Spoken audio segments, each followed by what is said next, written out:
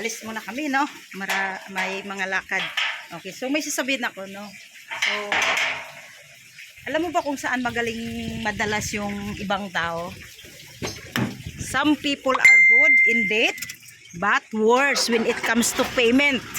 'Di ba? Magaling silang humarap, mangutang, no? Pero ang worst na pagdating sa bayaran kasi most of people pag may utang na hindi na nagparamdam. Pag i-chat mo na, hindi lang, magano muna ako. Pag i-chat mo na, sin mode or ayaw nilang basahin yung message mo, no?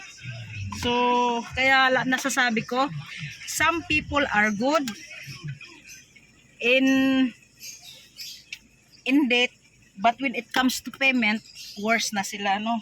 Kasi pag singil nagagalit, sasabihin pa, magantay ka, parang takot kang di bayaran. O di ba, ikaw na yung inutangan, ikaw na yung nawala ng pera, ikaw pa yung mag-adjust, ikaw pa yung napagalitan, no?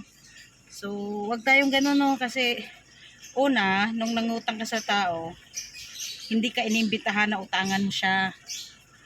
Lumapit ka kasi kailangan mo. Pagdating naman sa bayaran, wag kang maghintay na singilin ka or kukulitin ka.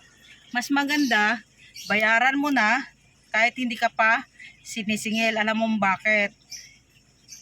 Na-build mo yung credibility mo. The moment na may kailangan ka, mabilis ka lang makalapit at minsan nga, pag okay ka talaga, ikaw pa yung yayain, o sige, ito may pera pa ako, pwede mong gamitin, di ba? Kasi nga, na-build mo na yung maganda mong credibility. So, ganun.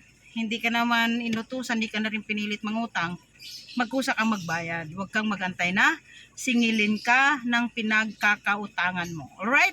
So, ganun lang. So, sana, kung magaling tayong mangutang, dapat magaling din tayong magbayad para hindi tayo dalaan ng tao at syempre ibibless din tayo ni Lord. Kasi ang tao na tumatalikod sa responsibilidad ay talagang